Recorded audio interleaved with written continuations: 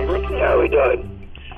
Good. Okay. Let me start by congratulating you on your victory. Thank you so much.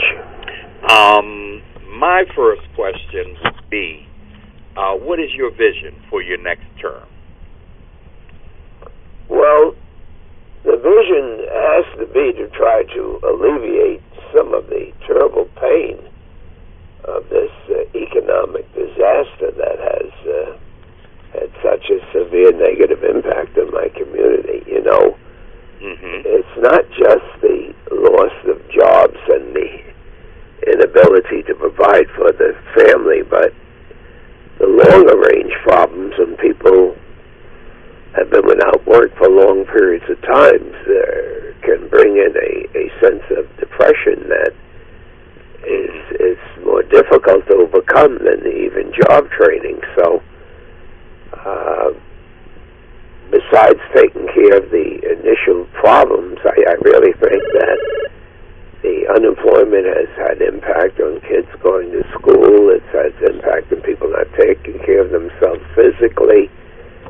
And you know, the other things that have to go on, we have to make certain that our kids understand the value of education and that their parents realize that what we used to call you have to get a high school diploma no longer applies if kids want to have even the same standard of living that technology and research and development has created a entirely new marketplace that people have to compete in. So those things are constant things. You know, crime is going down, but it hasn't gone down for those who've lost their kids in gang fights and gun fights. So that as a community, we have all of these things to overcome, and it's very difficult to have vision for one without protecting the economic base for all.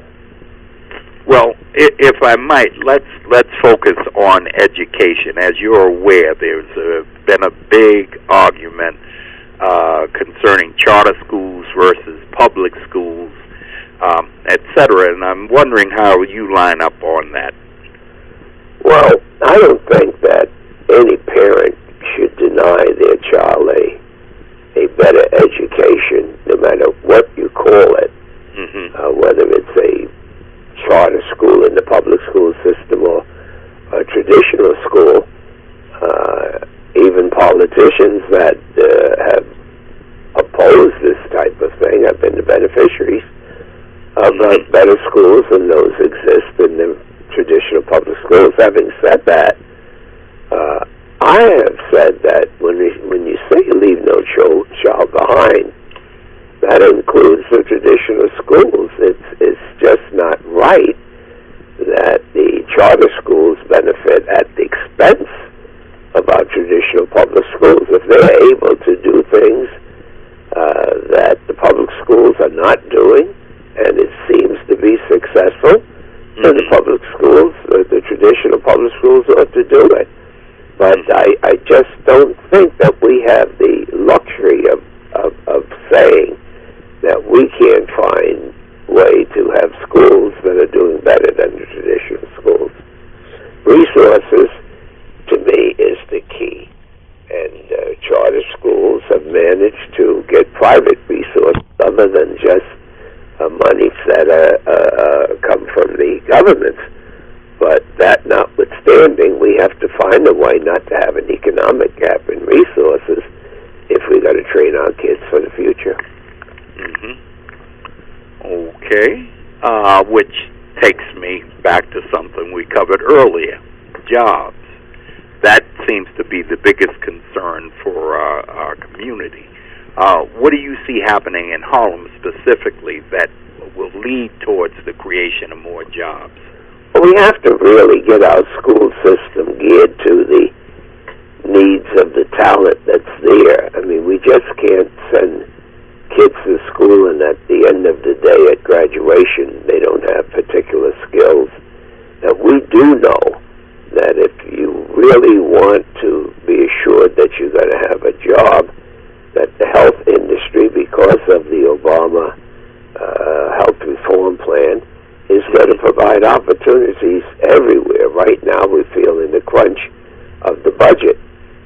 more people become eligible for health care.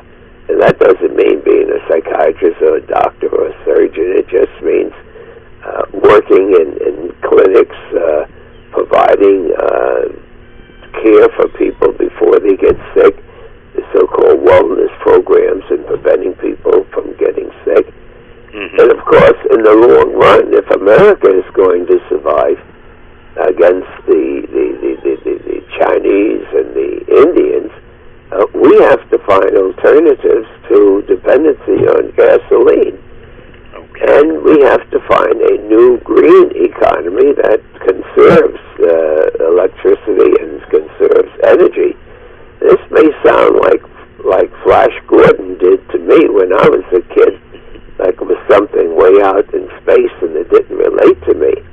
But even though we don't find the cooperation of the Republicans in the House or the Senate, the truth of the matter is that whether we're talking about finding these alternatives because of climate control and the damage that we're doing to the planet, or whether we're just talking about the limited resources that we have in oil and the need to go into wind, into water, into solar, these things the Chinese are really moving into. And that's why America really has to invest in its schools, because we cannot maintain our leadership without being able to depend on other fuels. Oil is very limited. As a matter of fact, depending on oil has caused us to lose thousands of young people who find themselves in a war that if it wasn't for oil, they would not be involved in. And so for a variety of reasons, we can't let oil dictate our foreign policy or peace or war. So we have to make certain that the schools are geared toward the future and not just McDonald's and fast food places. I agree wholeheartedly, but one of the arguments in this whole charter school versus public school was the infusion of private capital in charter schools. Now, it occurred to me that if the public schools, and I agree with you, as you stated earlier, everyone should, no child left behind should mean exactly that.